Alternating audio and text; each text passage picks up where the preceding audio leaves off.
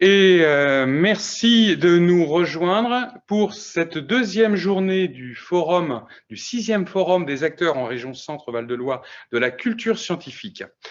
Alors, ce matin, vous êtes actuellement là une trentaine à nous avoir rejoints. On est relativement nombreux pour discuter dans le cadre de ce forum, de ce 6e forum, de sciences et bande dessinée, une relation renouvelée. L'idée, pour faire juste un petit rappel historique, l'idée de parler de cette relation entre science et bande dessinée, elle est liée à pas mal d'événements, pas mal de choses. Et en particulier, j'aimerais signaler en premier cette sollicitation que la Maison de la BD avait faite l'année dernière en proposant des temps de rencontre à destination des enseignants autour de ces thématiques sciences et bande dessinée. La Maison de la BD à Blois, qui a été notre partenaire dans l'élaboration de cette rencontre. Malheureusement, Bruno Genini ne pourra pas être des nôtres ce matin. C'est le directeur de la Maison de la BD, mais on a prévu ce rendez-vous comme étant un des temps d'échange en région autour de cette thématique et on espère que cette rencontre prévue initialement en avril 2020 et qui était programmée en 2021 et malheureusement avec la crise sanitaire qui ne sera peut-être pas maintenue, eh bien on espère qu'elle aura lieu et que autour de cette thématique sciences et BD, finalement d'autres rencontres pourront avoir lieu pour nourrir les échanges. Alors, sciences et bande dessinée, c'est aussi, d'où le choix, une relation renouvelée, quelque chose qui est très actuel, au sens où, par exemple, lors de la fête de la science, il y a depuis quelques années maintenant une édition régulière d'un ouvrage, Science en bulle, qui consiste à mettre en bande dessinée des travaux de recherche, des travaux de doctorants. Donc cet ouvrage-là, édité par le ministère, co-diffusé avec le ministère de la Culture et le ministère de la Recherche, c'est quand même 80 000 ouvrages qui sont diffusés, pour moitié dans des lieux de culture, bibliothèques, médiathèques, et pour l'autre moitié, par l'intermédiaire des coordinations de la fête de la science, dont Centre Science, eh bien on le diffuse, on le met à disposition du grand public. Donc deuxième point de repère, comme quoi on voit que cette relation elle est forte.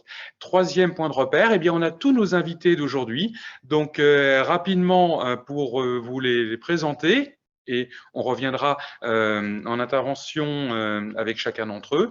Nous avons, alors, si la régie me confirme qu'on a bien l'image de l'ensemble,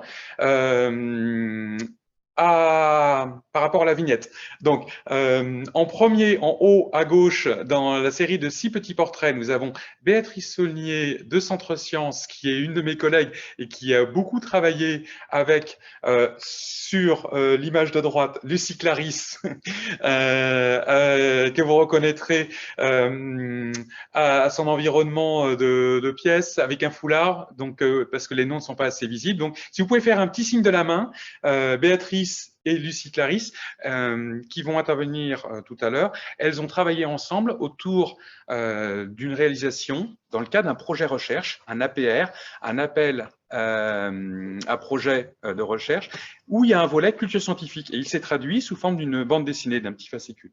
Ensuite, alors là aussi, je vous invite à regarder l'image d'ensemble. Sur la deuxième rangée, le deuxième rang, vous avez Miss Prickly. Je vais choisir de la présenter ainsi. Beaucoup d'entre vous la connaissent. Si vous êtes parents, vos enfants sont peut-être fans de ces ouvrages. Miss Prickly, qui nous parlera justement de son travail. Au milieu, alors Miss Prickly, vous avez fait un petit signe de main peut-être pour qu'on vous identifie. Voilà.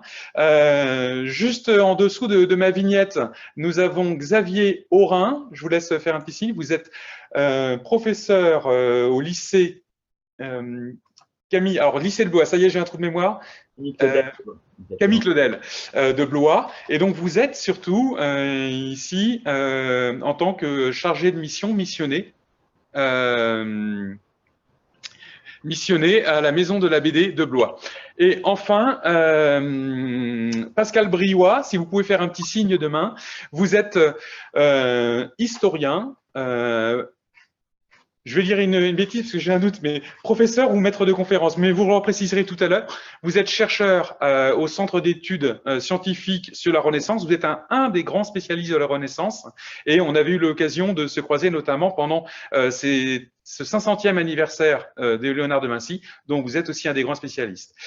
Alors, juste avant de revenir sur chacun d'entre vous, de vous laisser la parole, excusez-moi, des fois je regarde à côté, c'est parce que la vision d'ensemble est de ce côté-là. Cette table ronde est animée donc par moi-même, Guy-Antoine Dufour, directeur adjoint de Centre Sciences, et par mon collègue Olivier Morand, que je vais laisser dire 2 mots.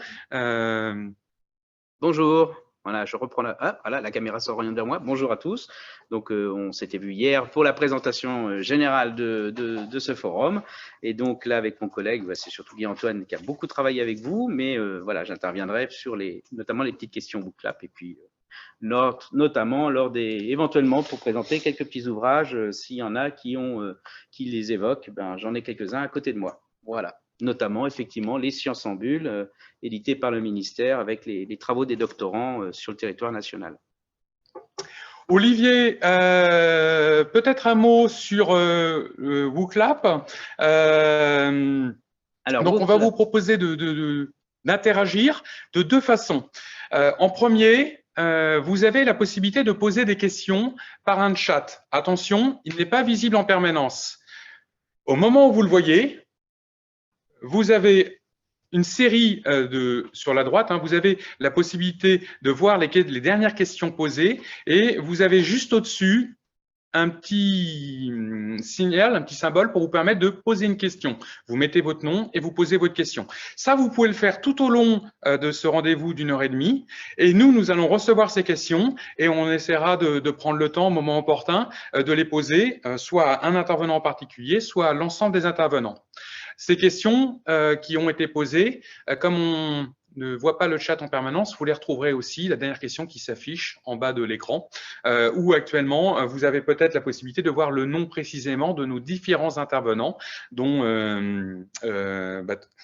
qui ont été présentés tout à l'heure. Deuxième point d'interaction, en plus de poser des questions, nous allons vous poser des questions. Et là, je laisse Olivier vous présenter WooClap.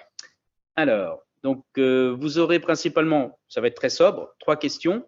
Vous verrez apparaître sur votre écran un flashcode que vous pourrez tout simplement scanner si vous avez un téléphone portable pour le scanner, ou alors vous avez également une adresse mail qui va apparaître en 3W, donc vous pourrez aussi aller directement, et puis on vous fera défiler 3 petites questions originales autour de la BD que nous avons sélectionnées pour pouvoir tout simplement donner un petit peu d'ambiance autour de cette thématique bande dessinée, et puis notamment voilà, à partir des éléments transmis par les intervenants.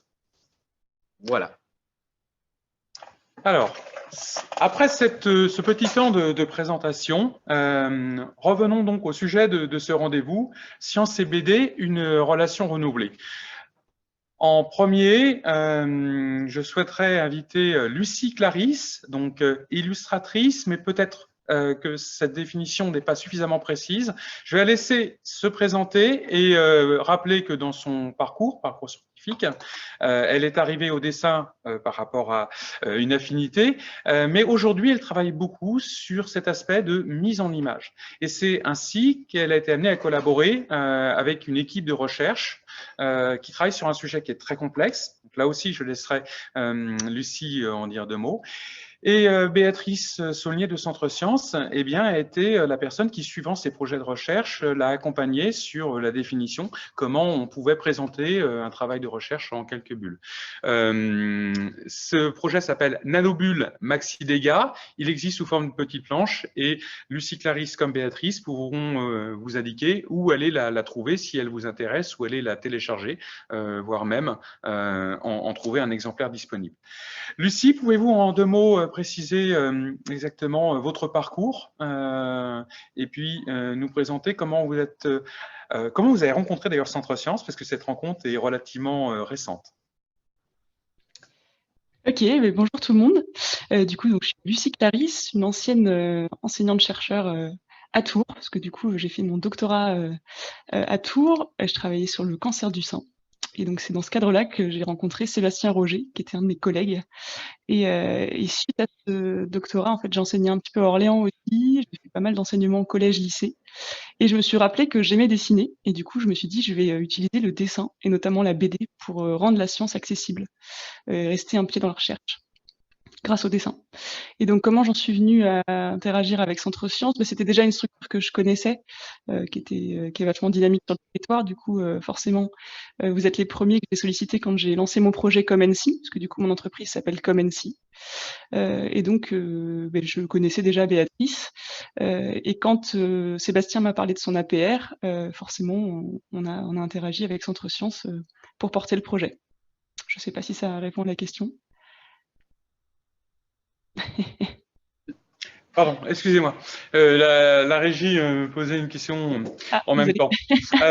Non, mais grillé sur le vif, j'étais absorbé. Alors, par rapport à ce projet, peut-être qu'Olivier, tu peux dire 2 mots, en fait, c'est juste pour que la caméra le montre. Oui, il est là, voilà, ce petit ouvrage, hop, la caméra, voilà, il est là, ce petit ouvrage. Donc, il a été effectivement dans le cadre donc, des APR, des appels à projets régionaux d'intérêt régionaux de recherche, pilotés bien sûr par le Conseil régional Centre-Val de Loire. Eh bien, les équipes de recherche lancent ces appels à projets. Les équipes de recherche proposent leurs projets de recherche scientifique. Voilà. Et puis, parallèlement à ça, eh bien, ils ont l'opportunité de pouvoir valoriser ce travail de recherche qui, généralement, s'étale sur 2-3 années, par une action de culture scientifique. Et donc, effectivement, dans le cadre de cette APR, eh bien, le projet a été de travailler sur cette petite bande dessinée. Et donc, c'est effectivement Béatrice qui a coordonné le travail d'édition de cette bande dessinée qui, maintenant, effectivement, est en ligne et sur notre site, mais également diffusé, imprimé, de façon à pouvoir être diffusé largement. Alors, Lucie, comment est-ce que vous pouvez nous expliquer, parce qu'on n'est pas tous spécialistes du dessin et on est plus ou moins amateurs de bande dessinée, mais comment est-il possible de vulgariser quelque chose de très complexe par le dessin? Et par rapport à cela, je crois qu'avant la bande dessinée, il y avait même eu une interaction au cours d'une conférence proposée par Béatrice, où vous avez fait une mise en image des échanges, des débats, de la confrontation d'idées qu'on appelle un sketch note. Peut-être qu'en expliquant, vous pouvez nous présenter aussi à quoi ça ressemble ce sketch note. Oui, tout à fait. Je vais vous partager mon écran. Hop. Je ne sais pas si ça s'affiche bien. C'est bon pour vous? Ouais. Du coup, en fait, le sketchnote, c'est une technique de facilitation graphique. Alors, c'est quelque chose d'assez large, la facilitation graphique. Ça permet, en fait, de prendre des notes dessinées, que ce soit en direct, en live sur des événements comme des conférences scientifiques, ou en différé. Et en fait, ça permet de rendre le propos un petit peu plus agréable à lire. Et donc là, dans le cadre des Mardis de la Science, j'avais assisté à une conférence du docteur Sylvie Chalon, qui est à Tours aussi, dans le laboratoire iBrain, l'U930 de l'INSERM. Et donc, du coup, voilà, ça m'a permis de synthétiser en direct son propos. Donc voilà, on utilise des petits pictogrammes, on essaye de faire un peu de contraste et puis de mettre en valeur les aspects de recherche. Donc ça permet de simplifier et de… Oui. Est-ce qu'on peut dire que c'est une sorte de carte mentale, mais graphique, qui permet de retracer le sujet? Oui, tout à fait. En fait, ça emprunte en fait des méthodes du mind map, effectivement, des cartes mentales. Mais bon, c'est une technique à part entière et il y a plein d'applications possibles. Donc voilà, ça c'est ce qu'on appelle un sketch note, des notes dessinées. Et du coup, j'ai mangé la question. Alors, c'est l'occasion de relancer la question. Plus précisément, avec cette collaboration-là où il y avait eu cette carte mentale, cette projection des échanges et des débats, on a bien compris l'intérêt du dessin à ce moment-là pour faire passer une idée complexe. Mais justement, en parlant de complexité, rappelez-nous, la thématique de recherche est quand même sur quelque chose de très très singulier qu'on ne connaît pas autour de la recherche sur les cancers, donc cancer du sein, je crois, les exosomes. Et finalement, est-ce que vous pouvez nous dire comment vous, en tant que, je vais dire illustratrice, pour garder ce terme-là, comment vous avez imaginé, simplifier, raconter exosome, la recherche, même si vous étiez déjà un pied dedans, on l'a bien compris par rapport à votre parcours, c'était quoi le fil que vous avez tiré pour créer cette bande dessinée? Mais en fait, on utilise des principes tout simples qui font référence à des analogies. Par exemple, là, sur une des planches, donc il y a 6 planches dans cette BD. Là, c'est une des planches qui est assez révélatrice de comment j'ai fait. Par exemple, on va comparer la taille d'un exosome avec la tour Eiffel, en se disant que si le corps humain faisait la taille de la tour Eiffel, un exosome, ce serait une petite vésicule de la taille d'une bille. Donc on utilise des analogies, des métaphores aussi. Et puis du coup, l'image, elle permet en fait de montrer des choses qui sont assez invisibles. C'est-à-dire que quand on va expliquer quelque chose avec des mots, on va avoir du mal à se faire une représentation mentale des choses. Alors que si on dessine, on va se rendre compte que par exemple dans une cellule, on va avoir une mitochondrie, l'ARN, etc., l'ADN, et on va pouvoir visualiser en fait que les exosomes sont des petites vésicules, des petites billes qui sont toutes petites, quoi. Et donc le dessin, il aide à ça. Il aide à se faire une représentation très concrète de quelque chose d'abstrait ou de difficile à accéder parce que c'est tout petit, quoi. Et Béatrice, peut-être que vous pouvez nous préciser un point. Quel était le public dans ce projet que les chercheurs avaient envie de toucher? Et peut-être que Lucie, après, pourra nous préciser comment ce public-là en particulier, elle a essayé de l'approcher. Donc, le public de cette bande dessinée, c'était qui? Oui, alors pour rappeler un petit peu le contexte en fait de cette APR qui comprend différents partenaires, à la fois partenaires recherche, des industriels et des cliniciens, on est sur un projet qui est aussi à l'international parce qu'il y a un partenaire à l'international. Et on a intégré dès le départ du projet un lycée qui est aussi partenaire, un lycée de Tours qui est partenaire en fait de ce projet. Donc le public, je dirais au départ, s'adressait à des lycéens. On est sur un sujet de recherche médicale. Et on a intégré une enseignante de SVT dans le projet qui va accompagner ses élèves sur les 3 ans du projet de culture scientifique. Et le démarrage était effectivement de créer un support illustré, à savoir cette BD, pour expliquer à la fois un sujet complexe et puis pour laisser une trace aussi pour les lycéens qui participent au projet.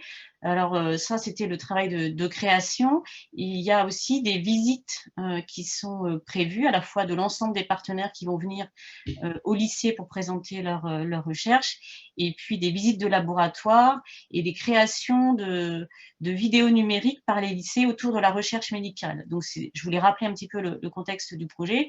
Et pourquoi le dessin? Je dirais qu'à chaque projet de culture scientifique, quand on démarre un projet, on essaye d'identifier les différents supports qui peuvent être créés dans le cadre de ce projet.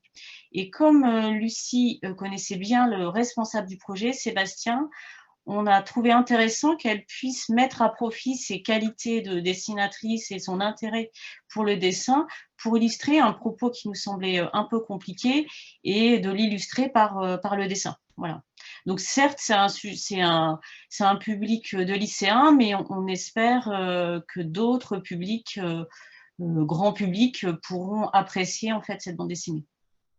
Et petite question, est-ce qu'il y a un style, soit humoristique, un style particulier que vous avez choisi? Et puis, quelle a été effectivement, j'imagine, la relation aussi qu'il y avait entre l'illustratrice, vous, et puis l'enseignant pour pouvoir conserver quand même éventuellement un aspect pédagogique? Est-ce qu'il y a eu beaucoup d'échanges? Comment avez-vous fonctionné? Alors, l'avantage que j'ai, c'est que j'ai été prof de SVT moi-même pendant quelques années dans un collège, donc c'est un niveau qui est un petit peu en dessous en termes de complexité. Et du coup, ça m'aide à savoir qu'est-ce qui est accessible ou pas. Après, on l'a quand même fait relire, comme disait Béatrice, à l'enseignante des élèves concernés. Donc, du coup, ça nous a permis de valider la chose.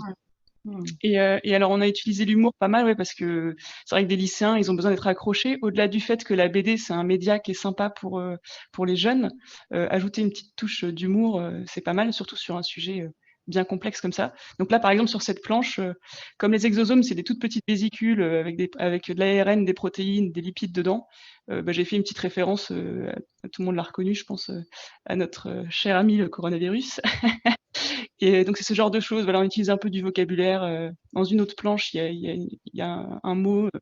Je dis que la recherche c'est badass. Peut-être que c'est déjà has-been pour les élèves, mais en tout cas on essaie d'utiliser des mots qui leur parlent un peu plus, s'adapter un peu à leur vocabulaire tout en restant courtois, etc. Mais voilà, l'humour nous aide à ça, quoi, à accrocher.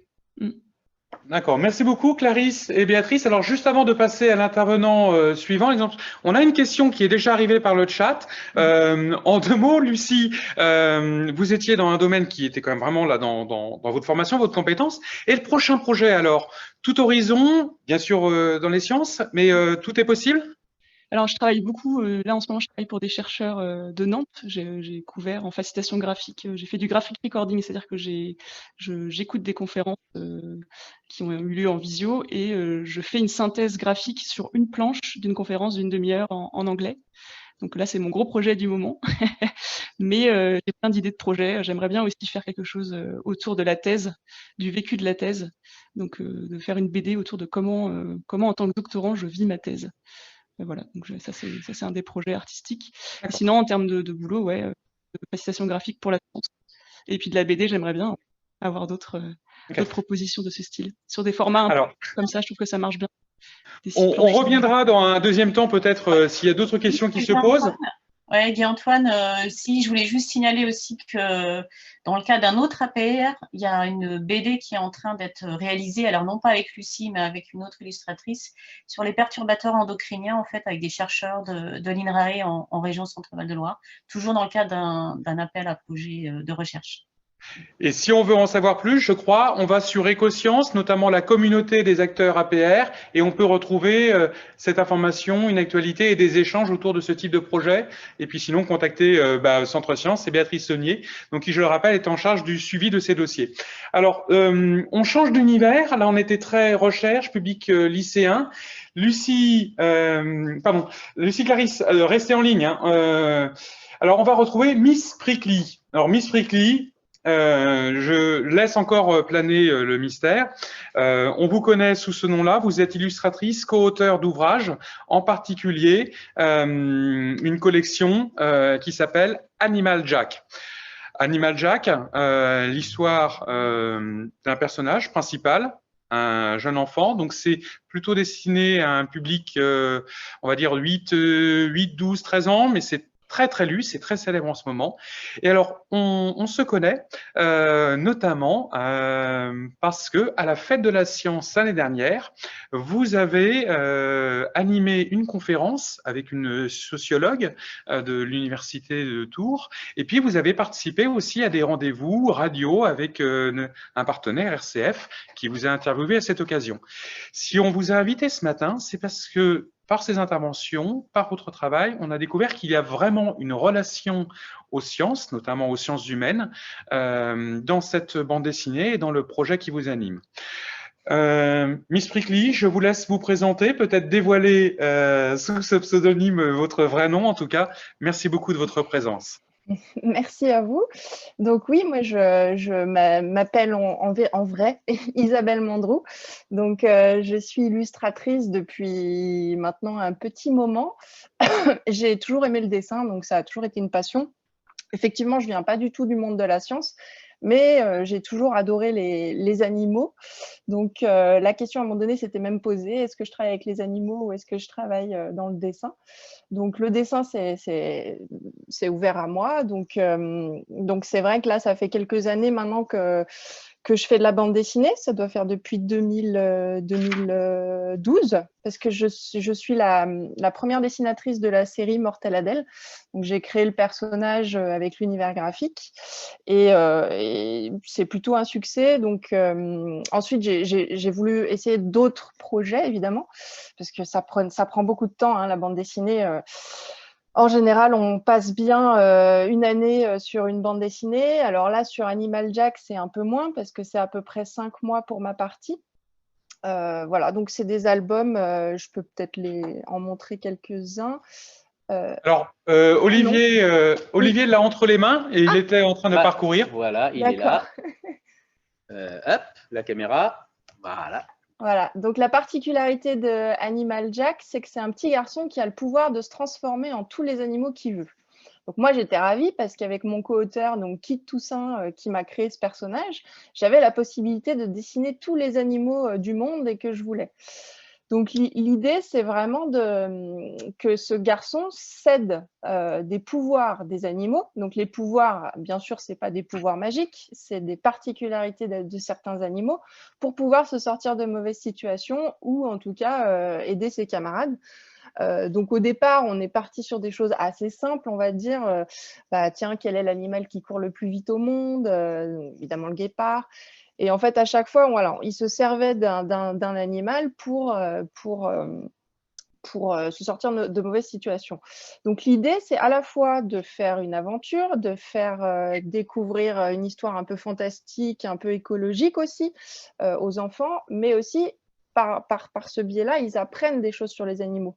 Donc évidemment, le guépard, c'était pas l'animal le plus extraordinaire, mais ensuite, on a vraiment axé sur certaines particularités d'animaux qui vont avoir la capacité de se camoufler, qui vont avoir la capacité d'avoir un flair extraordinaire. Donc voilà, à chaque fois, en fait, moi et Kit Toussaint... Vous avez quelques petites illustrations à nous partager? Oui. Je vais faire ça. Attendez que je ne fasse pas de bêtises parce que moi, c'est pas mon... Voilà. Donc, Animal Jack, voilà. Donc, ça, c'est le premier tome. Le tome 2. Donc, le premier tome, c'est vraiment une histoire. La forêt est en train de se faire détruire par des promoteurs immobiliers. Et donc, tous les enfants disparaissent. On ne sait pas pourquoi. Donc, il y a un petit mystère derrière. Et Jack va essayer d'enquêter là-dessus. Là, c'est pareil, il va essayer d'aller à la recherche d'un trésor parce qu'en fait, ses parents ont des soucis financiers. Donc, il y a aussi un aspect assez social, en fait, dans l'idée. Ça, c'est le tome 3. Donc, c'est pareil, il y a toute une histoire avec les singes. Et notamment, quand on a vu la crise du Covid-19 avec tous ces singes en Thaïlande, ou je ne sais plus s'ils étaient en Inde, qui étaient complètement perdus sans touristes. Enfin voilà, il y a tout plein de choses. On essaye de montrer qu'on a une énorme incidence sur la planète et sur le monde animal, et que le mieux, c'est quand même d'essayer de vivre avec, puisqu'on en fait partie. Et notre message, c'est vraiment ça dans la bande dessinée. Donc ça, c'est le prochain qui sort vendredi.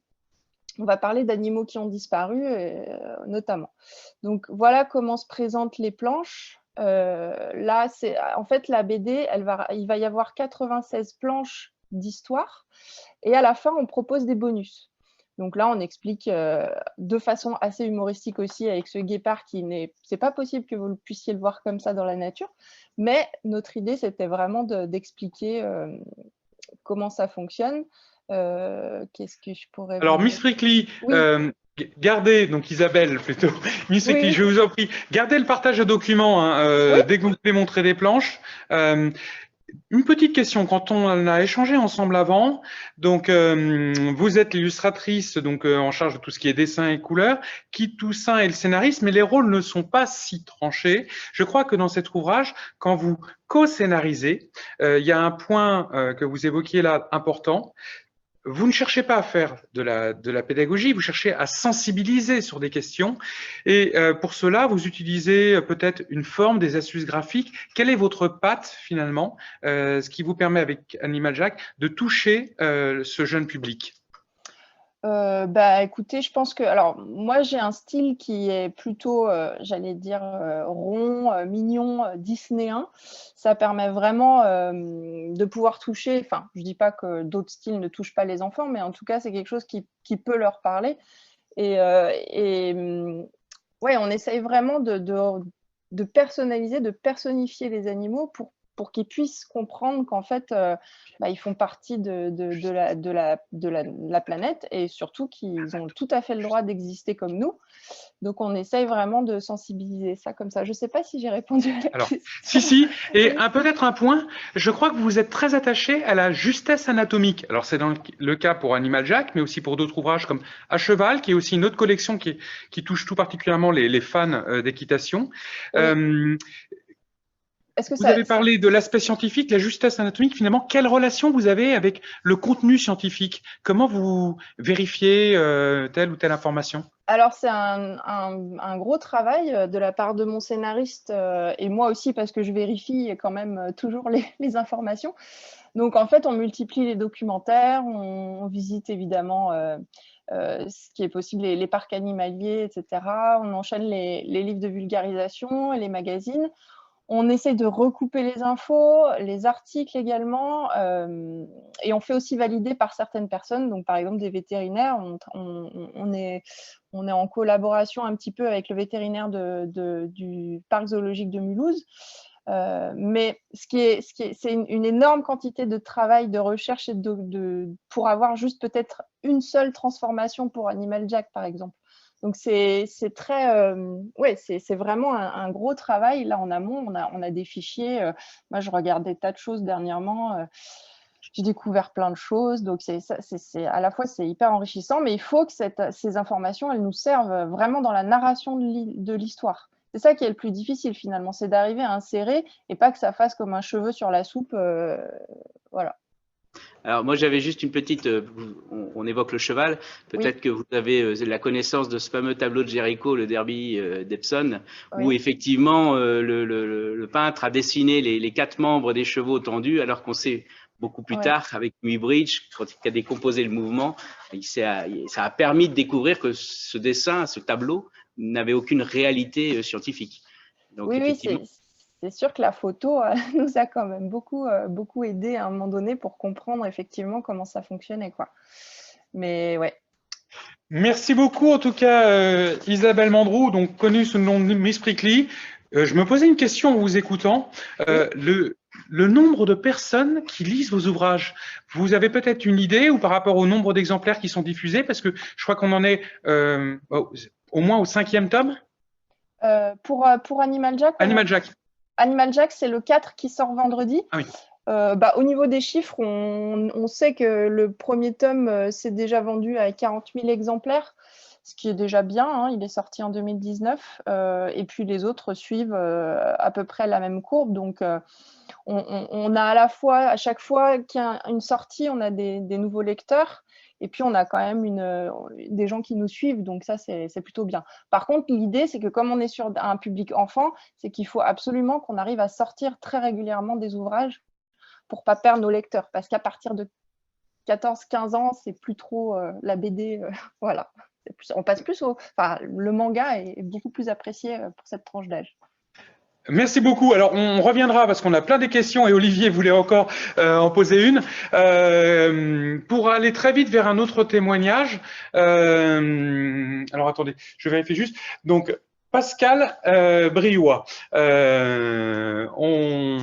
comme je disais tout à l'heure, on se connaît parce que vous êtes un grand spécialiste de la Renaissance. Vous êtes chercheur au CESR, donc Université de Tours. Vous êtes historien. Et je vais vous laisser vous présenter. Mais moi, je retiens une anecdote. Quand on s'est parlé la première fois pour cette table ronde, relation science et BD, science et BD, une relation renouvelée. Je crois que la première chose que m'avait dit, et c'est certainement lié au mot choisi, mais est-ce que l'histoire est vraiment une science? Et on a échangé aussi à ce propos-là. Donc, on reviendra peut-être sur cet aspect, mais merci beaucoup pour cette question où on pourrait peut-être préciser recherche et bande dessinée, science et BD. Finalement, derrière le mot science, il y a des tas de notions. Alors, en tant qu'historien, qu'est-ce qui finalement vous a amené à vous investir dans ce domaine et notamment à éditer cet ouvrage qui s'appelle En âge florissant, dont vous allez nous parler, qui est une bande dessinée qui est aux éditions C'est la découverte. Oui. Et dans une collection qui est déjà riche, au moins plus d'une dizaine d'ouvrages, voilà, et une collection qui vise à une histoire dessinée de la France, une histoire de France dessinée, mais surtout une histoire revisitée. Parce que l'histoire peut très bien s'inventer et ne plus avoir grand-chose à voir avec ce que la recherche, ce que le fait historique peut nous apprendre. Pascal, alors, on est trop dit. Oui, le but de la France dessinée, c'était de produire une histoire de France qui ne soit pas un récit national qui irait trop dans le cocorico. Et je trouve que ma génération ou celle de mon petit frère ont été nourries à une histoire de France en bande dessinée des années 70 qui avait deux caractéristiques. D'une part, d'être très réaliste, et enfin réaliste, relativement réaliste, et d'autre part de travailler sur l'histoire des guerres, sur l'histoire nationale.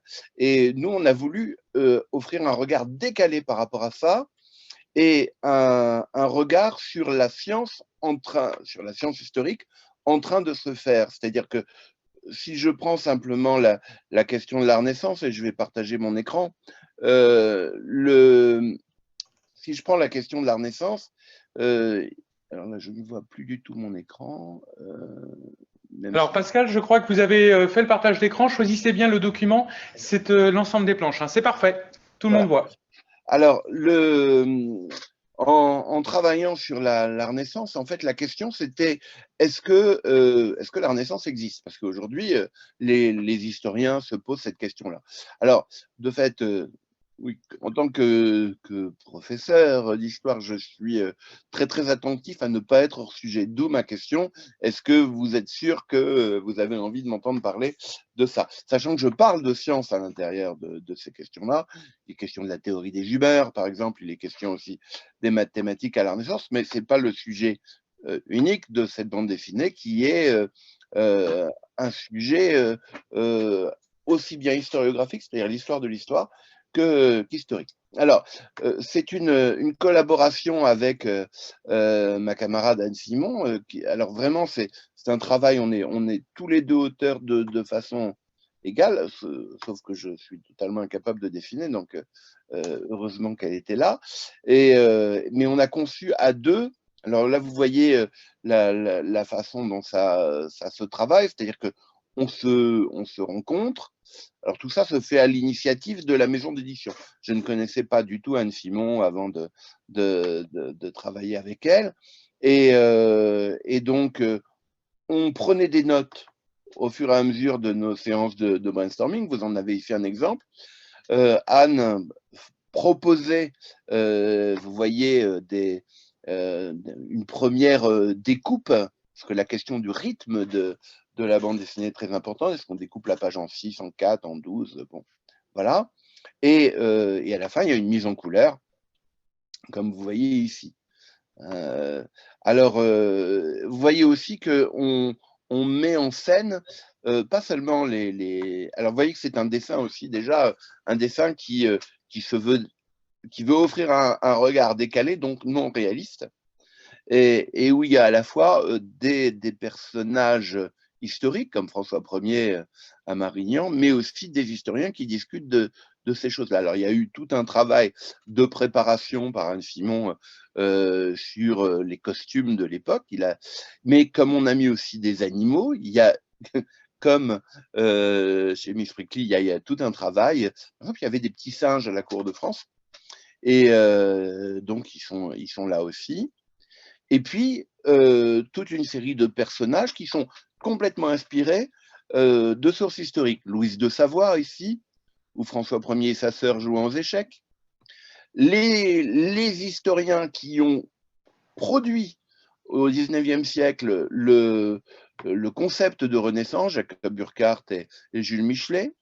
Jacques Le Goff, un historien qui critique l'idée même que la Renaissance ait pu exister. Et puis, vous voyez, tous ces animaux, des petits singes, le perroquet de Marguerite de Navarre, etc., etc. Et là, vous voyez, bon, voilà, Erasme, à chaque fois, on s'est inspiré de dessins, on les a de peintures, et on les a simplifiés pour raconter une histoire. Vous voyez, ici, c'est la comptabilité, l'administration royale. Pas un sujet très très rigolo, mais on réussit à en parler autrement. Quand on parle de Gargantua et de Rabelais, évidemment, pour parler de la Renaissance, c'est important, la Renaissance française, il est important de parler de Rabelais. Petit jeu aussi autour, vous voyez, des illustrations de Gustave Doré représentant Gargantua qui sont dans notre imaginaire. Il y a des lieux. Oui. Oh, excusez-moi. Est-ce que Pascal, par rapport à cet aspect ressources documentaires, on peut préciser, c'est un travail qui a été fait par Anne Simon en tant qu'illustratrice, ou bien dans la collaboration, c'est vous aussi en tant qu'historien qui rapportiez ces éléments, on va dire, de faits historiques ou relatifs à la période, aux peintures, aux représentations picturales? C'est plutôt moi, je proposais et Anne disposait. C'est plutôt ça l'idée. Donc, que ce soit des lieux, vous voyez, Rouen, par exemple, au XVIe siècle, Lyon, Paris, le Clos Lucé, que l'on a retravaillé, puisqu'on est en région centre, c'est important. Vous voyez, dans la bande dessinée, en fait, la bande dessinée est plus vraie que, puisque cette aile-là, par exemple, ou cet élément-là du Clos Lucé n'existait pas au XVIe siècle. Donc, on a reproduit le Clos Lucé du XVIe siècle. Voilà. Alors, il y a aussi des événements. Louis XII entrant à Gênes, Marignan, que vous connaissez tous, et le camp du Drap d'Or. Bon, je ne multiplie pas tous ces exemples-là. Voilà des sciences. Voilà, par exemple, la question des mathématiques et des mathématiques pratiques à la Renaissance. Eh bien, vous voyez, pour expliquer que ça existe, ici, on a l'historien Jules Michelet qui raconte ce que faisait Oronce Finet avec la théorie des triangles semblables, etc. Ici, vous avez bon, la question des Vaudois, donc une hérésie sauvagement réprimée, et puis des œuvres. Alors, on a beaucoup travaillé avec des œuvres de la Renaissance, par exemple ici Botticelli, qui illustre ce qu'est le quadrivium et le trivium, c'est-à-dire les sciences inculquées dans les universités à cette époque-là. Et là, vous voyez comment on a pu insuffler des connaissances très particulières sur qu'est-ce que c'est que le quadrivium et le trivium, mais en se servant d'un tableau de Botticelli. Et puis ça, on en parlera plus tard, et je m'arrête là, mais voilà un autoportrait d'Anne Simon qui a fait mon portrait en ambassadeur de Holbein, c'est-à-dire ambassadeur de François Ier à la cour d'Henri VIII en 1527, mais on en reparlera peut-être plus tard. C'est étonnant comme ce tableau nous fait penser à un autre tableau, et on s'amusera à poser la question aux participants à cette table ronde. Alors eux-mêmes vous ont posé quelques questions. La première d'entre elles, comment finalement la bande dessinée, le choix de la bande dessinée, vous permet de faire passer des idées, des informations, on pourrait dire comparé à un roman. Vous pourriez, comme nombre d'historiens, écrire chaque année ou régulièrement des ouvrages pour des spécialistes très, très copieux, très bien renseignés, avec des tas d'informations. Mais pourquoi ce choix de la bande dessinée? On a entendu que c'est l'éditeur qui vous a sollicité, mais qu'est-ce qui vous a convaincu finalement d'y participer? En fait, j'ai exploré au fil de ma carrière déjà longue toute une série. Je suis très concerné par la question de la divulgation des idées. Moi aussi, j'étais professeur en collège et en lycée autrefois, il y a très longtemps. Et voilà quelque chose qui me concerne. Et j'ai exploré à peu près toutes les formes. Du théâtre, des expositions, j'avais répondu à une APR, c'était un appel à projet régional autour de la Renaissance et de Marignan, c'est-à-dire qu'en 2015, j'ai organisé un grand spectacle avec 500 figurants venus de toute l'Europe pour représenter une fête qui elle-même, à l'époque de François Ier, représentait Marignan. Donc, vous voyez, j'ai vraiment utilisé tous les supports possibles de la divulgation. La BD manquait, et grâce à cette rencontre avec Anne Simon, qui est vraiment clé dans la réussite du projet, je suis assez content du résultat. Alors, merci beaucoup Pascal. Je pense qu'il y aura d'autres questions qui vont arriver au fur et à mesure. Pour rappel, dans le déroulement, on vous a demandé de vous présenter et puis de revenir. Et il nous reste un dernier intervenant, en l'occurrence Xavier Aurin, dont je le disais tout à l'heure, vous êtes à la fois ici en tant que enseignant, professeur de lycée. Vous avez, dans votre parcours, travaillé notamment sur ce support littéraire qu'est la bande dessinée, je crois la BD documentaire, la BD du réel.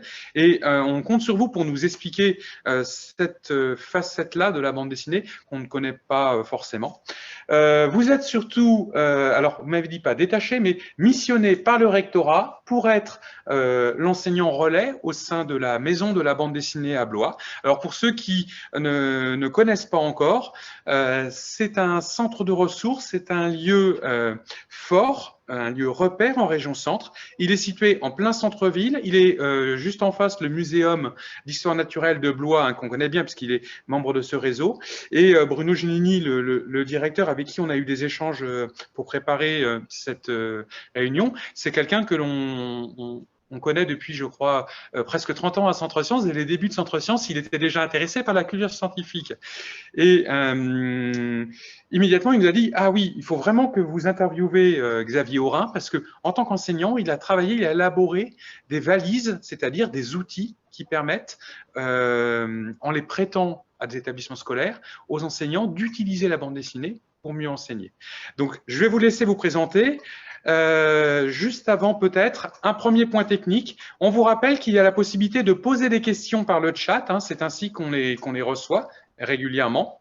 Et autre aspect, on vous a dit qu'on allait vous questionner, vous titiller avec un WooClap. Alors, si la technique peut le réafficher, je vous rappelle, vous prenez votre téléphone, vous prenez l'application, vous savez, celle qui vous a servi il fut un temps pour scanner les menus dans les restaurants quand ils étaient encore ouverts.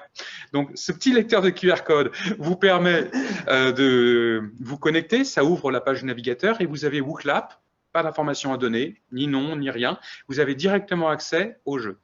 Alors là, le jeu est déjà ouvert. Avec une première question. C'est très facile d'y répondre, hein, ne vous inquiétez pas. Le marsupilami, petit clin d'œil à l'univers de la bande dessinée. Le marsupilami, dans un des albums, on voit naître des petits marsupilamis. Est-il vivipare, comme nous, ovipare, ovovivipare ou un marsupial? Cette question, bien entendu, n'est pas sérieuse, sauf le rapport à la science. Et vous pouvez réfléchir et rapidement vous souvenir à de quelle façon, dans la bande dessinée, est-ce qu'il y a un œuf, est-ce qu'il n'y en a pas, est-ce que les petits naissent directement? Et vous voyez qu'on fera un petit peu de science. C'était une interlude, donc je vous rappelle, hein, vous pouvez aussi taper WooClap et puis le code avec les quelques lettres et faire cela à côté. Mais ne soyons pas trop distraits et revenons donc Xavier Aurin. Je vous ai présenté il y a quelques minutes. Est-ce que vous pouvez nous présenter finalement cette mission que vous avez à la Maison de la BD, comment vous collaborez avec les enseignants et surtout dans les valises que vous avez créées pour permettre aux enseignants d'utiliser la bande dessinée comme support pédagogique, qu'est-ce qu'il y avait comme aspect scientifique? D'accord.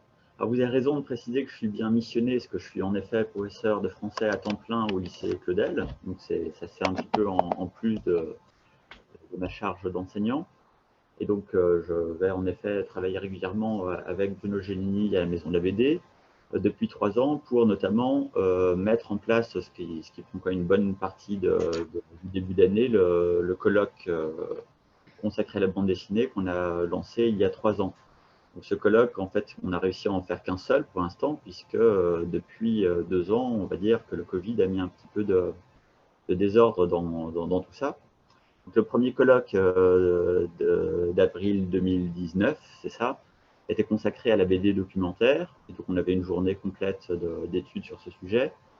Et depuis 2020, on espérait, alors c'était là pour le coup plutôt à l'initiative de Bruno Genini, de fait, consacrer ce deuxième colloque à la bande dessinée scientifique. Et là aussi, donc, il y avait 3 interventions qui étaient prévues. On a reporté à avril 2021 et de nouveau, on est obligé d'annuler pour cette année. Donc ça, c'est on va dire une grande partie de ma mission, c'était quand même, vous en savez quelque chose, je pense, organiser ce colloque et comme un forum, ça prend un petit peu de temps aussi de réflexion et d'énergie.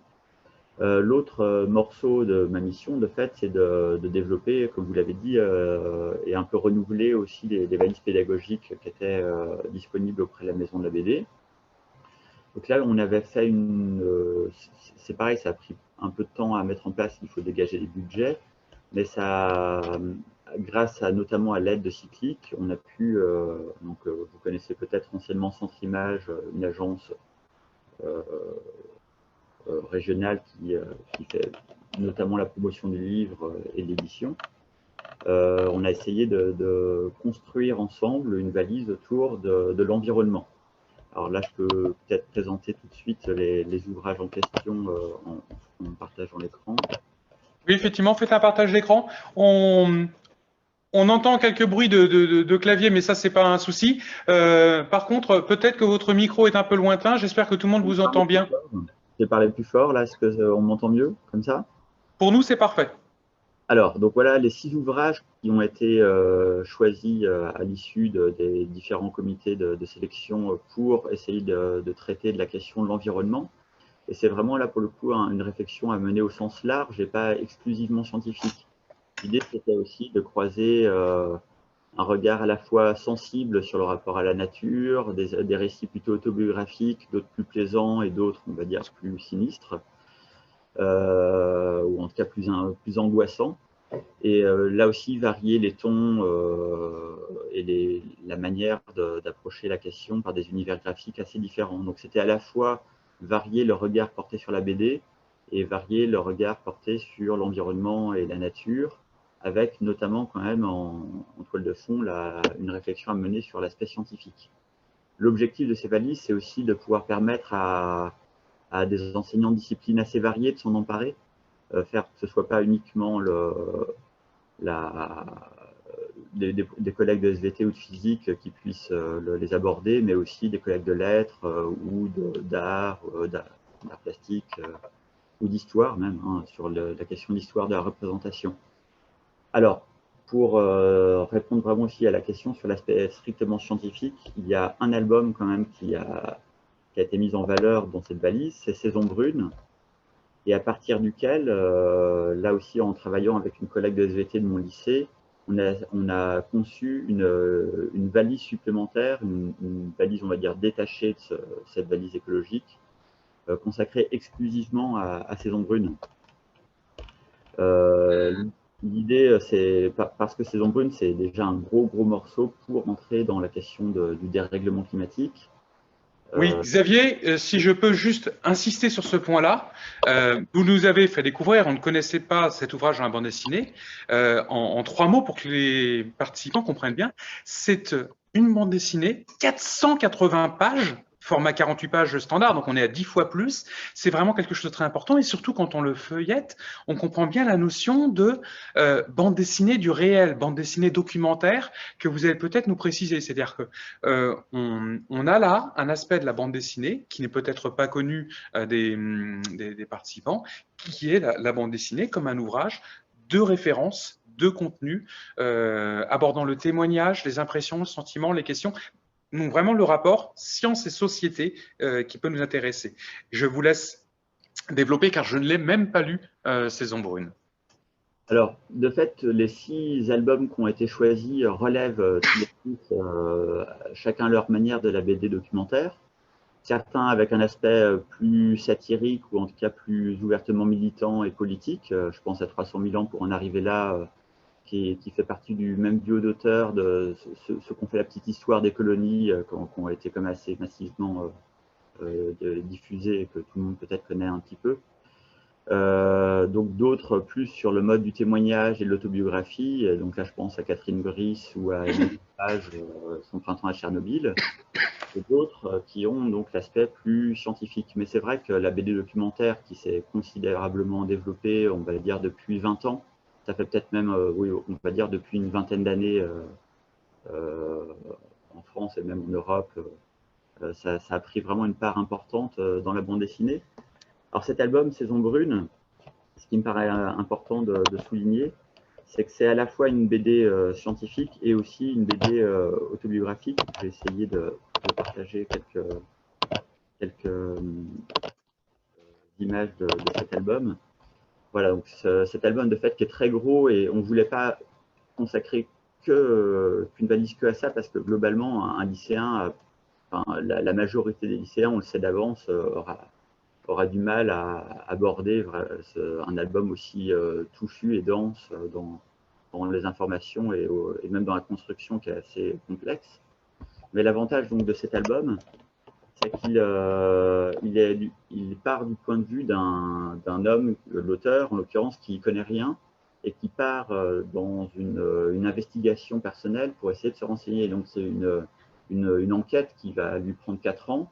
Il va aller à la rencontre des scientifiques on va dire, qui font autorité sur ces questions-là. Je pense à Jean Covici, qui est un physicien bien connu qui présente parfaitement ces questions climatiques, et Jean Jouzel aussi, qui est climatologue au GIEC et qui intervient régulièrement sur ces pages.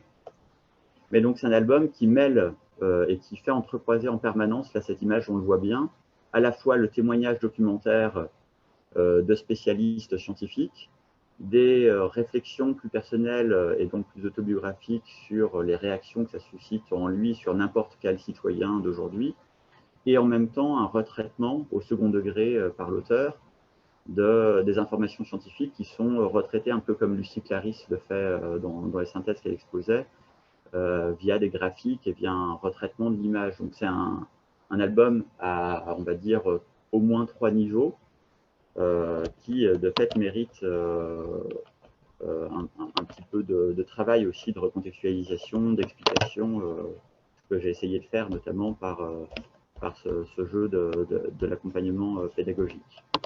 Voilà, je ne sais pas si j'ai bien répondu à vos questions, mais en gros, tel est le... Si, effectivement, c'était une vision très claire. Alors, je pense que c'est un sujet sur la BD documentaire dont vous êtes quand même vraiment le spécialiste. Si dans nos échanges préalables, vous me disiez que vous n'étiez pas de formation scientifique, ou plus précisément, vous êtes de formation littéraire, c'est aussi une science dans le domaine des SHS. J'aimerais juste revenir dans la BD du réel. Vous citiez un auteur, quelqu'un qui travaille beaucoup avec le domaine de la recherche, qui a réalisé ses bandes dessinées Science en Bulle avec le ministère, et où c'est aussi un aspect documentaire. Peut-être qu'Olivier, qui connaît beaucoup mieux que moi l'ouvrage, peut nous le présenter. Marion Montaigne, bon, je pense que tout le monde a bien sûr vu ou lu. Alors, bon, maintenant, ça devient un peu une référence, et puis il y a eu même les Arte qui en rediffuse régulièrement des petites scénettes, et il y a vraiment un message à la fois humoristique, très décalé, très provocateur. Et Marion Montaigne a été effectivement ambassadrice nationale de la Fête de la Science. Donc, elle fait partie des premières qui ont, au niveau de la Fête de la Science du ministère, quand il y a eu le développement des sciences en bulle, à travailler effectivement dans ce côté vulgarisation, et les premiers effectivement où on s'est tous posé la question quand on regarde des films par exemple, est-ce que quand on reçoit une balle, quand le méchant reçoit une balle, est-ce que c'est réel? On dit on va tirer dans la jambe, mais c'est tout aussi grave que si on tire ailleurs, et effectivement elle décode un petit peu tous ces aspects-là de la vie quotidienne à travers le cinéma ou à travers d'autres situations. Donc je pense que vous devez peut-être certainement bien la connaître. Peut-être qu'elle est venue à Blois ou à l'occasion de rencontres. Est-ce que vous avez eu l'occasion de la voir? La question s'adresse à moi, là, donc. Oui, éventuellement. Bah oui, j'ai même assuré la médiation d'une rencontre à la Maison de la BD avec elle. Donc, pour le coup, elle est venue, puisque on a discuté ensemble de son ouvrage donc dans la combi Thomas Pesquet à cette occasion, quand elle avait sorti cet album. Qui est assez génial, sur 200 pages aussi. C'est un gros album qui contient des mines d'informations scientifiques et drôles aussi. Et de votre... Oh, excusez-moi, je vous ai coupé, je vous laisserai reprendre, effectivement, allez-y. De votre point de vue, pour expliquer ce qu'est la BD documentaire, au niveau du scénario, c'est quoi le fil conducteur ou la façon de scénariser l'image dans la BD documentaire? C'est un petit peu comme un reportage, c'est un peu comme un documentaire télévisuel?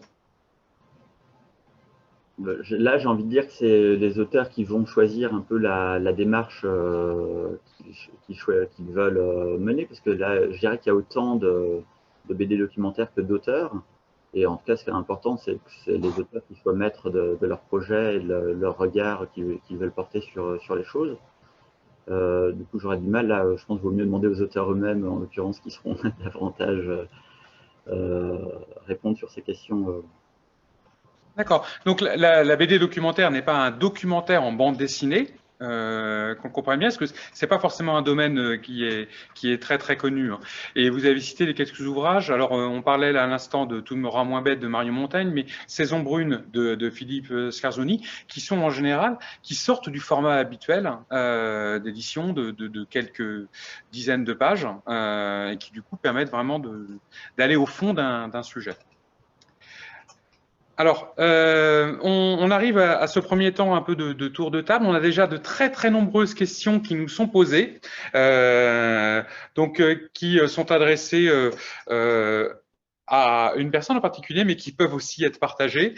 Juste avant, peut-être sur le questionnaire, un petit mot sur cette première question qu'on a posée donc à tout le monde. Alors que là, il y avait 15 personnes ont flashé le flashcode pour pouvoir répondre à la question: le marsupilami est-il ovipare, ovovipare, vivipare, ovulipare ou un marsupial? Donc, il y a 6 réponses pour ovipare, 2 réponses pour ovovipare et 3 réponses pour un marsupial. Donc, effectivement, la bonne réponse, c'est ovipare, puisque effectivement, dans une des bandes dessinées, Madame Marsupilami, effectivement, couve un œuf. Donc, effectivement, c'est bien un ovipare.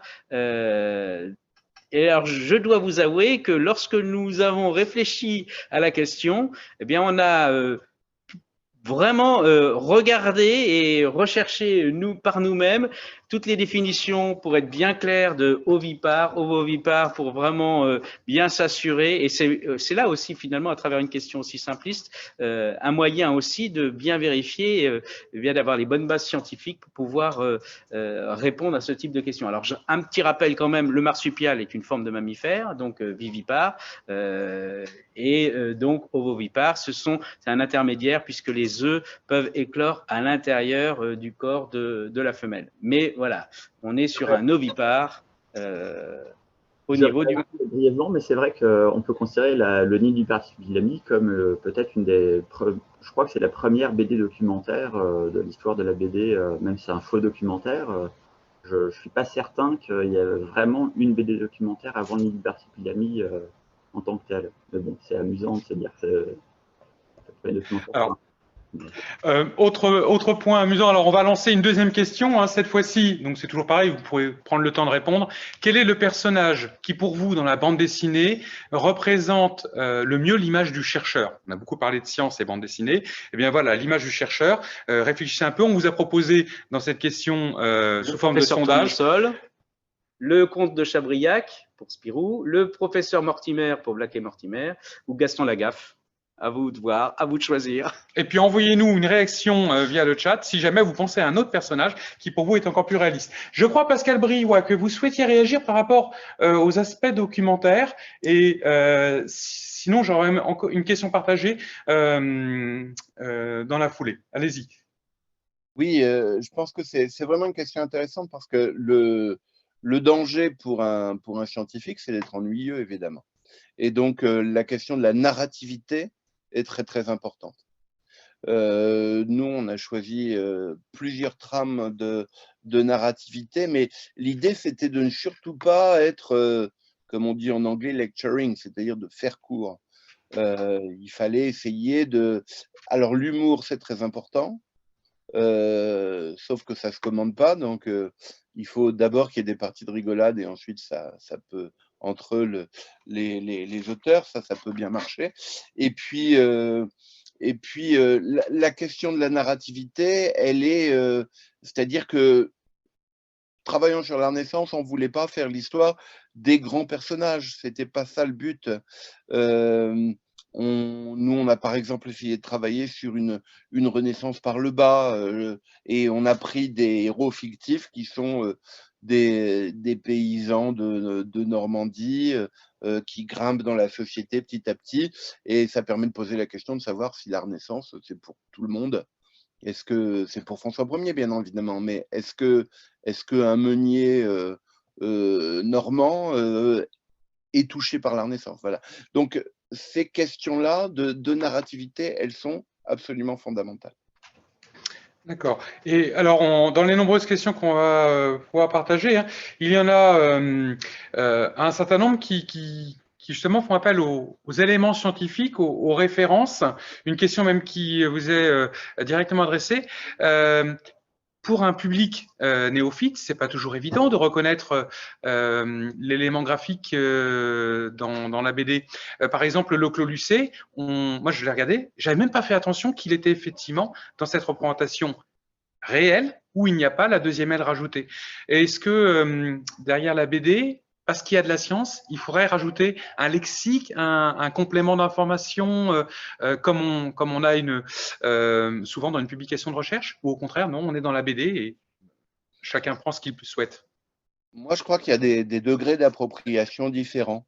Ce qui est important pour les scientifiques qui sont derrière une BD, c'est de s'assurer qu'il n'y ait pas de fausses images.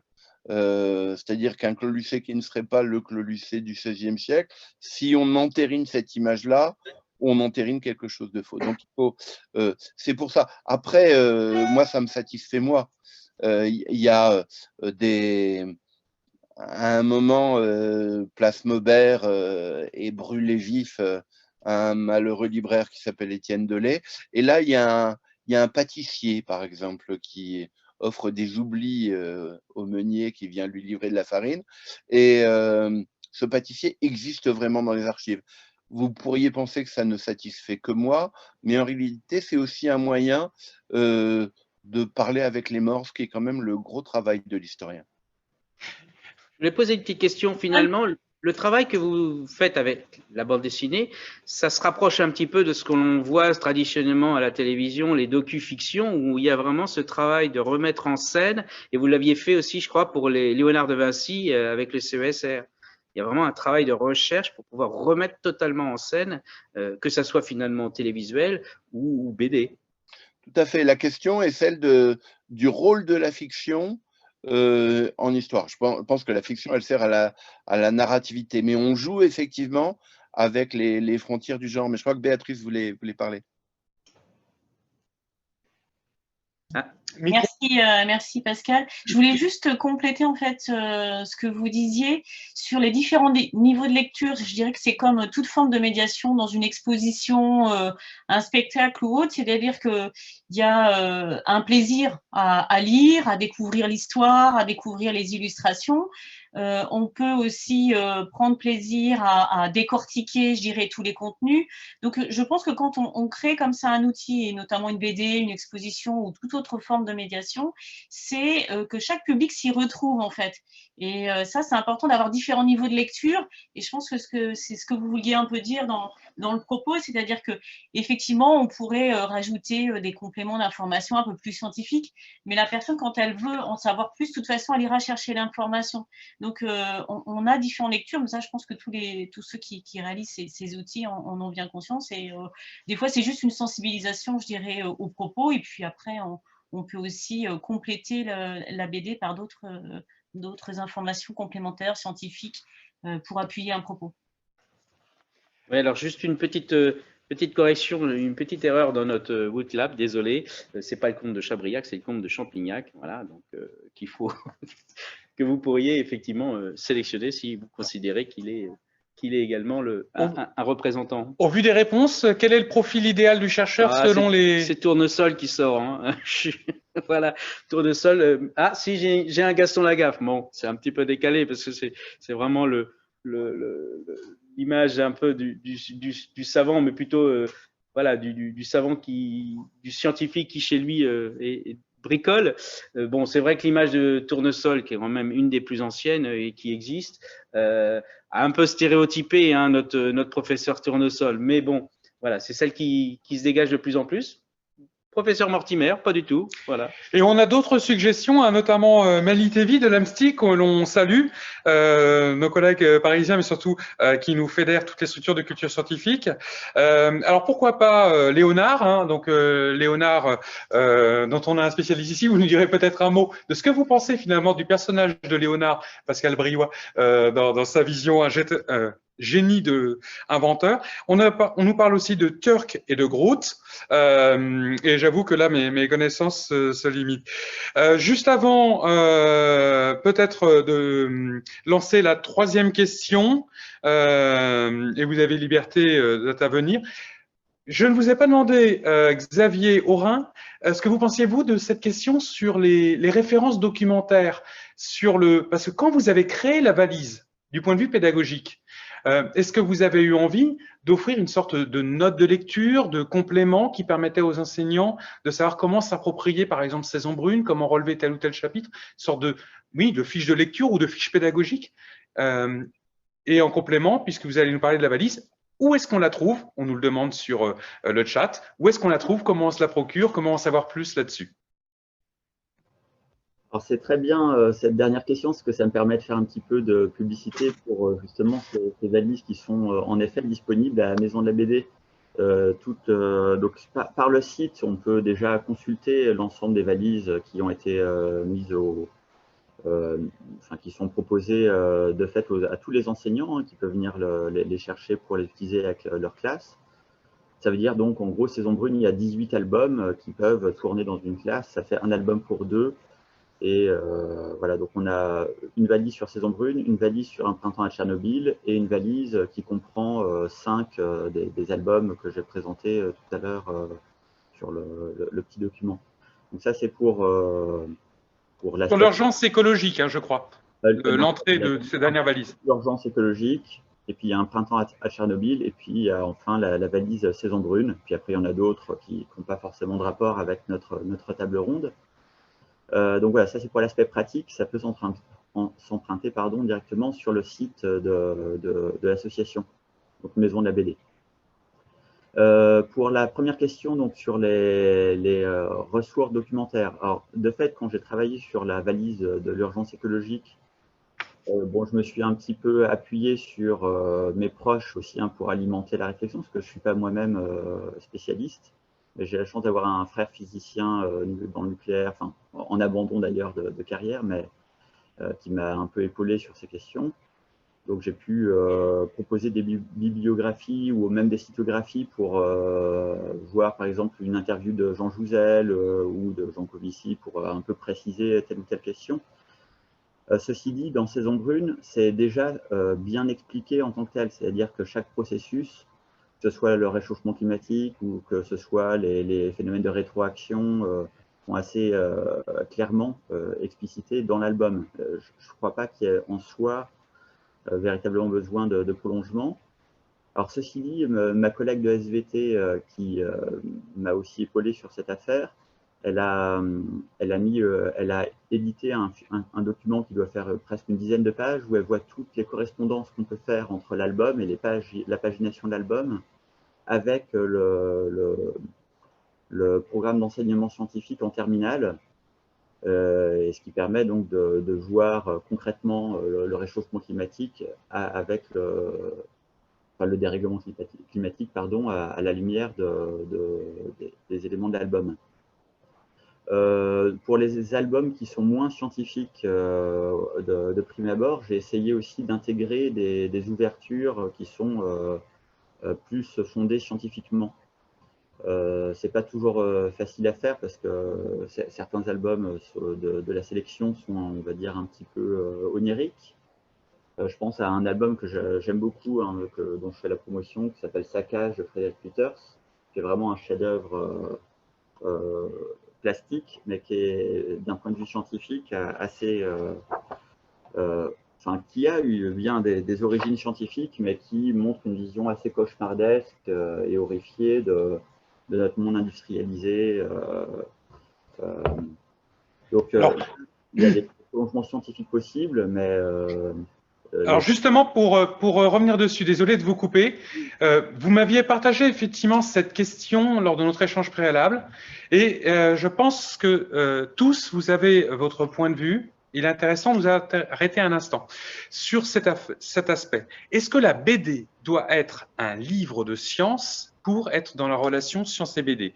Je suis convaincu personnellement que non, et dans l'échange que l'on a eu ensemble, je crois qu'on peut même poser la question différemment. C'est-à-dire, la BD est-elle pas, comme toute source d'information, quelque chose qui doit éveiller notre curiosité, notre questionnement, et finalement nous amener à faire preuve d'esprit critique et de se dire, bah tiens, oui, il y a la science-fiction, oui, il y a le rêve, oui, il y a l'onirisme, pardon, mais on peut parler de physique quantique en se projetant dans un univers fictionnel, dans 500 ans, dans 1000 ans, et en même temps s'appuyer sur des faits, sur des connaissances, citer Einstein par exemple, et contribuer à diffuser des sciences. Alors, pour préciser la question aux uns et aux autres, Miss Prickly, donc Isabelle, quand on a parlé de ce rapport à la représentation de l'animal, à la sensibilisation, vous avez effectivement indiqué comment vous alliez vous inspirer, chercher des informations. Vous essayez d'être dans la justesse d'un fait scientifique, me semble-t-il? Oui, oui, oui, bien sûr. Moi, je ne pourrais pas divulguer, en tout cas, des informations qui ne seraient pas correctes. Ça marche le micro, oui? Oui, Oui. tout à fait. D'accord. Et donc, du coup, comme on a vraiment envie de faire passer des informations sur les animaux pour voir vraiment la diversité qui existe sur notre monde, forcément, il faut qu'elles soient justes. Et justement, parce qu'elles sont justes, elles sont assez extraordinaires finalement pour nous. Donc, c'est bien de les faire connaître, en tout cas, à notre cible à nous, les enfants, en fait. Donc, l'idée, c'est vraiment ça, c'est de pouvoir toucher un maximum d'enfants en les étonnant. Mais en effet, il faut absolument que nos informations soient justes. Alors, comme tout, la science, elle évolue. Donc, il y a peut-être des choses qu'on va dire en 2015 qu'aujourd'hui, on se rend compte que c'était une bêtise. Enfin, voilà, il y a plein de... Donc, il faut qu'on soit très attentif aux dernières, effectivement, trouvailles des scientifiques ou en tout cas des biologistes ou des éthologues, etc., quoi. Donc, voilà. Pour reprendre les propos de ma collègue Béatrice tout à l'heure, effectivement, là, le support, c'est une BD, mais quand on fait une traduction grand public, nous, on travaille plus régulièrement sur des outils d'exposition, avec, comme le disait Béatrice, des différents niveaux de lecture. Mais de toute façon, tout est revu, relu, validé scientifiquement. On a des conseils scientifiques ou des références scientifiques pour s'assurer. Donc, je suppose que ça soit un docu-fiction, que ce soit une BD, que ce soit une exposition, finalement, la démarche est la même. Hein. Il faut effectivement passer par ce travail de vérification, contrôle, validation des contenus. Et ça me paraît effectivement normal et puis un gage de professionnalisme. Et pour cette même question, j'avais envie de la partager en vous redemandant les uns les autres ce rapport aux faits scientifiques. Pascal Briouat, quand vous avez été interpellé sur cette histoire de France en bande dessinée, j'ai entendu tout à l'heure l'idée de casser le récit historique, une histoire réinventée où on imagine bien Jules César les pieds écrasés par le poids de l'armure et des armes de Vercingétorix, ou notre cher Jeanne qu'on connaît bien Orléans, galopant son fier cheval et boutant l'anglais hors de Orléans au moins déjà. Vous, en tant qu'historien, chercheur dans ce domaine, ce rapport au fait, qu'est-ce que vous voulez partager, expliciter, contredire des idées reçues qu'ont le public en général?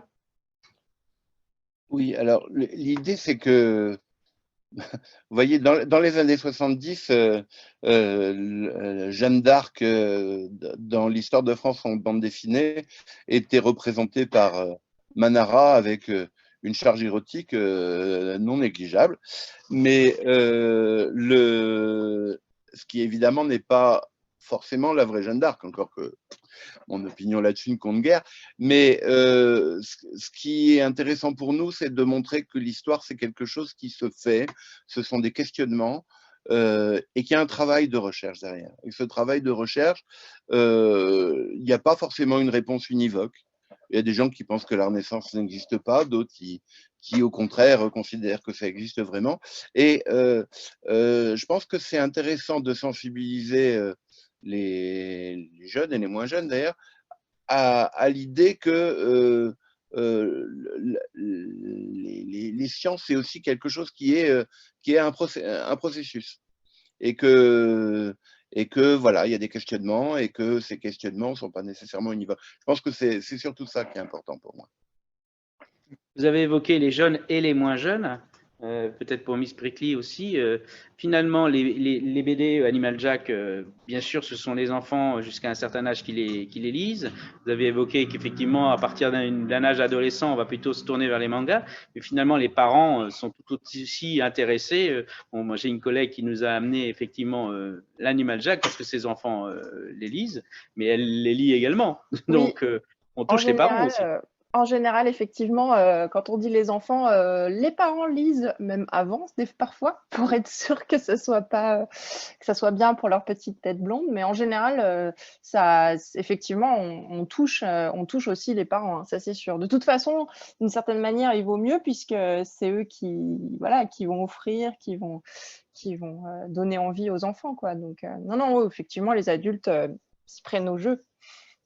Après, on a toujours, que ça soit, je dirais, en diffusion, cette petite tranche d'âge, adolescence, collège, 4e, 3e, qui est souvent un public un peu compliqué à… Alors là, peut-être que l'enseignant pourra nous en dire un petit peu plus, mais effectivement, qu'il soit en français ou dans d'autres matières, il y a une grosse difficulté parfois à sensibiliser le public de collège, quel que soit le domaine d'ailleurs.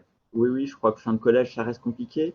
Oui, et puis même, je voulais aussi peut-être démonter un peu l'idée selon laquelle la BD était forcément facile d'accès pour ces publics-là. En réalité, je peux que constater, en particulier pour le coup au lycée, que la très très grande majorité des élèves ont cessé complètement de lire des BD. Et ceux qui lisent des BD sont par ailleurs souvent des lecteurs de romans par ailleurs. Bon, le phénomène manga est peut-être un peu spécifique parce qu'il y a quand même une sorte enfin, les lecteurs de manga sont souvent très bons lecteurs d'ailleurs, hein, mais lisent beaucoup de faits de manga. Mais j'ai fait un petit sondage à titre un sondage dans une classe de BTS hier, donc une vingtaine d'années, et globalement j'ai 6 élèves sur 30 qui ont lu déjà dans leur vie Gaston Légas, ce qui m'a surpris. C'est pas tant que ça quand même. Est-ce que la BD est réservée au jeune public, hein? Ça fait partie un peu des idées, des reçus, des préjugés qu'on avait évoqués. La BD fait partie des supports culturels. D'ailleurs, le ministère de la Culture, quand ils ont fait cette étude sur les pratiques culturelles, ils regardent qui a lu un livre, ils posent la question aux Français, qui a lu un livre cette année, qui a lu une BD, et on s'aperçoit que c'est une part importante, mais quand même pas majoritaire de la population qui a l'habitude de lire régulièrement des BD. Donc, appel du cœur, n'hésitons pas à aller consulter tous ces ouvrages et ces bandes dessinées. On est à quelques minutes de la fin. Peut-être que j'aimerais revenir. Lucie Clarisse, dans cette relation aux faits scientifiques, est-ce que vous, par les sketch notes ou par les bandes dessinées, alors là, on en a une première, peut-être d'autres plus tard, est-ce que vous essayez de faire passer des connaissances scientifiques? Et est-ce possible? Est-ce un objectif louable, à votre avis? Ouais, et en fait, moi, je pense qu'il y a 2 objectifs dans la BD à visée scientifique. Le premier, c'est effectivement d'intéresser les jeunes et les gens à des questions scientifiques. Et le deuxième, c'est d'encourager l'esprit critique. Justement, on parlait de faits scientifiques. Est-ce que c'est vrai? Est-ce que c'est pas vrai? Est-ce que c'est vérifié ou quoi? Je pense qu'on a une époque encore plus aujourd'hui où on a besoin tous, moi la première, de cultiver notre esprit critique. Et je pense que la BD, elle peut vraiment être un super média pour ça. Voilà, c'était… Je sais pas si ça répond à la question, mais moi je crois qu'il y a vraiment 2 objectifs super importants et c'est ceux-là, quoi. En tout cas, c'est comme ça que je vois mon métier de facilitatrice par la BD. Alors, je vais reprendre juste la parole, puisque je crois que, avant de conclure avec Guy-Antoine. Donc, troisième question sur la fameuse représentation qui nous a été transmise donc par Pascal Briouat, qui représente donc ce fameux tableau d'Holbein, Les Ambassadeurs. On vous demandait effectivement, donc il y a toujours 15 participants, de cliquer sur une zone du tableau pour pouvoir indiquer à quel endroit. Donc, voilà le tableau transmis par Pascal Briouat. Et puis, on vous demandait de cliquer sur la zone qui correspond à là où il manquait quelque chose. Donc là, je pense que tout le monde voit le tableau qui est partagé et il manque tout simplement une anamorphose en bas de la toile, de la peinture, qui est une anamorphose d'un crâne, cette forme très allongée. Donc, il faudrait tout simplement se rendre au musée de la National Gallery à Londres pour pouvoir voir effectivement ce tableau et puis le regarder sur le côté pour pouvoir découvrir cette anamorphose. Et les anamorphoses sont utilisées dans beaucoup de manières de vulgariser. On les utilise, nous, dans beaucoup d'expositions, expositions sur les maths, expositions sur la géographie. Et l'anamorphose est une bonne manière aussi de présenter un sujet un peu caché, faut le reconnaître. Alors, je ne sais pas quelle était exactement la démarche, et là, peut-être que Pascal Briouat peut nous le dire, quelle était exactement la démarche, si on le sait, du peintre en voulant créer cette anamorphose, parce qu'il y a des éléments scientifiques dans ce tableau. Oui, l'idée de Holbein, c'est de représenter l'invisible. Ah. L'invisible, c'est la religion. Tous ces hommes qui ont tous les savoirs du monde, qui ont plein d'instruments scientifiques, ceux du quadrivium, la musique, l'astronomie, etc. Ils savent tout, on sait où ils sont, voilà. Mais ils sont très riches, ils sont jeunes, ils ont 25-26 ans, ils sont très puissants, ils sont très proches de François Ier. On a eu des questions de la part, je pense, d'enseignants ou de personnes se posant la question de rendez-vous, de temps de rencontre. Est-ce qu'en tant qu'auteur de bande dessinée, Miss Frickley, Pascal Briouat ou même Lucie Clarisse, je crois que Béatrice avait évoqué cet aspect-là, est-ce que vous prévoyez de rencontrer le public, de rencontrer des lycéens, d'être présents sur des temps d'échange? Allez-y si vous avez des dates. Alors, les dates, là, en ce moment, c'est un peu compliqué. Mais oui, théoriquement, au mois de mars, j'en ai prévu. Mais je ne sais pas encore. Mais bon, ce sera plutôt dans ma région, en Haute-Savoie pour le moment. Et puis après, c'est au gré des festivals la plupart du temps. En fait, souvent, les festivals qu'on fait proposent des rencontres avec les scolaires de la ville où se passe le festival. Mais si vous voulez savoir, souvent, moi, je mets les infos sur mon site internet ou sur mon Facebook. Voilà.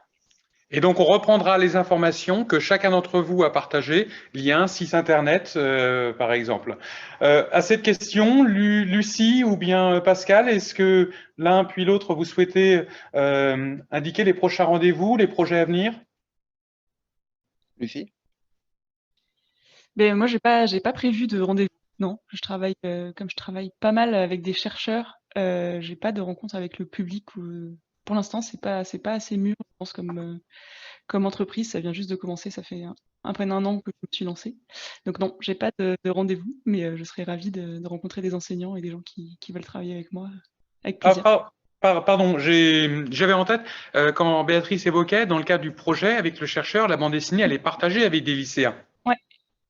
Et donc ça, c'est toujours le cas, il y a des rendez-vous à venir? Ouais, on devait se voir, mais ça a été annulé. Du coup, je sais pas, je pense que ce sera peut-être pour l'année prochaine. On devait rencontrer les lycéens, ouais. On est sur 2 annulations, mais en fait, il est prévu que un certain nombre de personnes qui font partie du projet se rendent au lycée Vaucanson à Tours en présence de Lucie pour faire un peu un speed dating en fait des différents métiers autour de la recherche médicale et du projet. Et Lucie accompagnera en fait ces différentes rencontres par des sketch notes pour avoir une trace aussi des échanges qui se feront entre les lycéens et les scientifiques en fait à cette occasion. Et puis ce sera aussi l'occasion de représenter en fait cette petite BD. Voilà.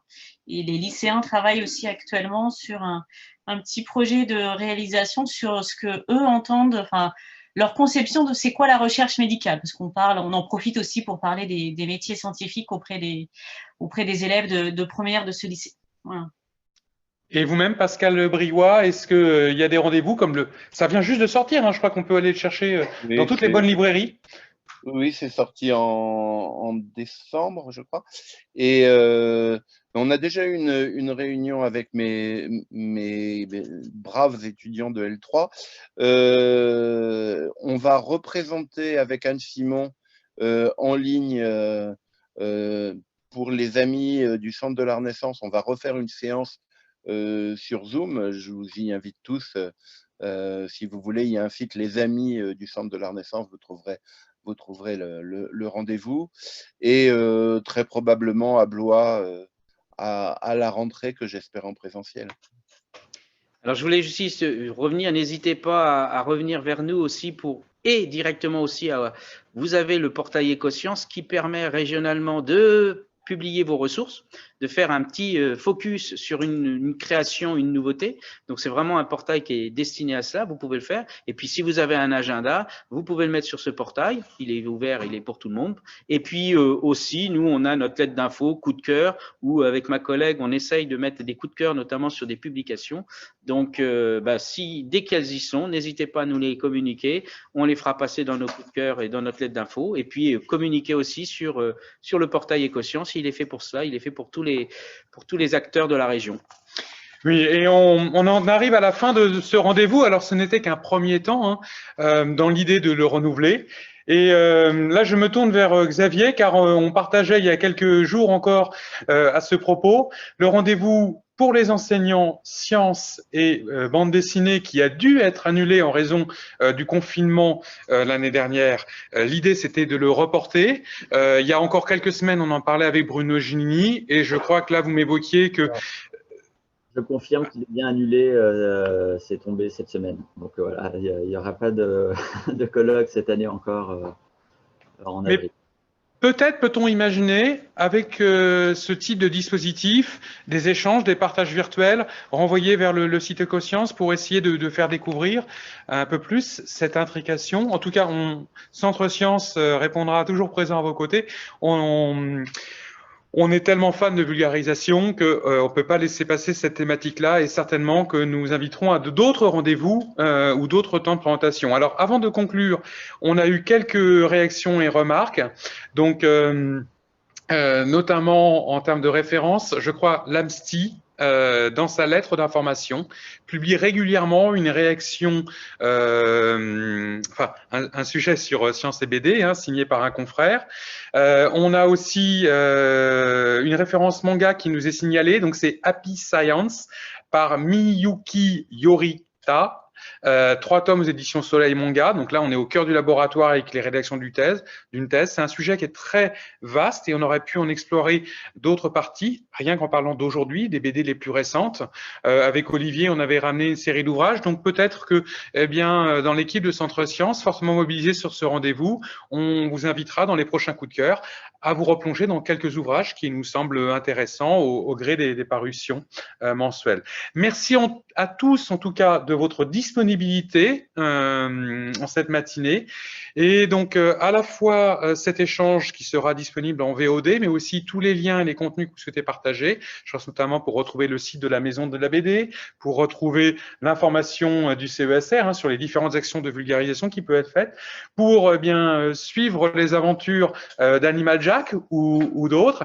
Et je dirais que déjà sur le web, on a la possibilité de retrouver votre conférence faite au Muséum de Bourges en octobre dernier, en compagnie de Frédéric Barnier, je crois, si je ne dis pas d'erreur, sociologue, ancien chercheur en sociologie de l'Université de Tours, et puis Lucie et Béatrice aussi, de retrouver des nouvelles de l'APR. Lucie, excusez-moi, Isabelle, je vous ai coupé ? Non, c'est bon. C'était pour vous dire oui, c'est bon. Voilà.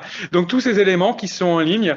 On est malheureusement, pour l'instant encore, empêchés de se retrouver en vrai, mais espérons qu'un jour, on pourra proposer idée comme ça lancée, une séance de sketchnoting pour essayer de voir ensemble comment on peut apprendre à dessiner. Le dessin est un talent, mais il s'obtient avec beaucoup de travail.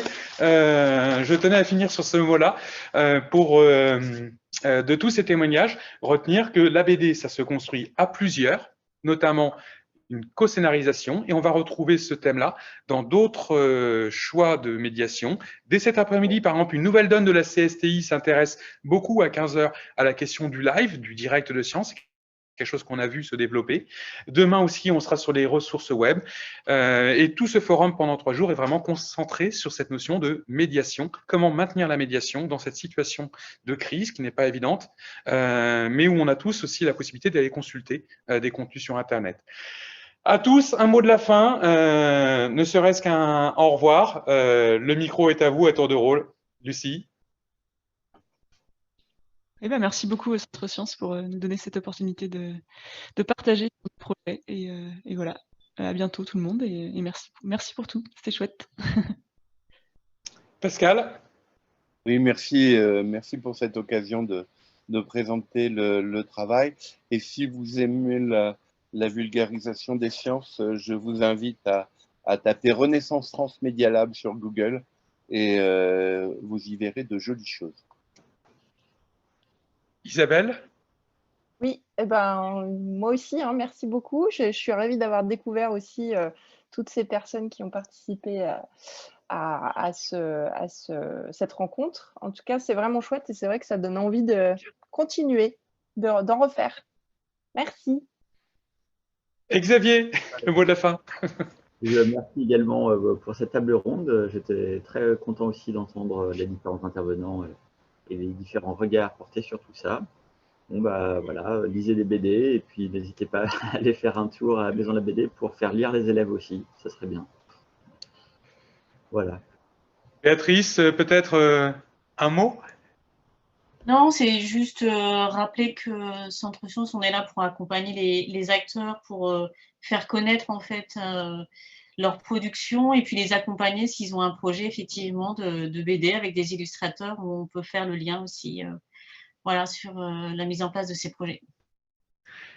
Voilà, et en tout cas, à très bientôt. Alors, Olivier, je laisse la possibilité qu'un mot. Combien était-on pendant cette séance? Je crois qu'on était une trentaine. Voilà, donc on a une trentaine de personnes qui ont partagé. Hein. Comme vous êtes dans tous les participants à la fête de la science, bien entendu, vous pourrez savoir aussi quelles étaient les personnes intéressées, les échanges de mails, tout ce qui pourra nous permettre de continuer à réfléchir et à imaginer des projets ensemble. Tout cela sera partagé au sein des personnes inscrites à ces rendez-vous. Merci. Ben, un petit mot aussi, un mot de la fin. Merci à tous pour votre participation. Ce travail très collaboratif, que ce soit hier, aujourd'hui et demain, où beaucoup de participants contribuent à ce forum qui permet aux acteurs d'échanger. Et c'est vraiment le thème et vraiment le credo qu'on cherche à montrer, vraiment ce partage de compétences, d'échanges entre les acteurs régionaux qui ne se connaissent pas forcément et l'interdisciplinarité est très importante. Voilà, on termine sur cette image.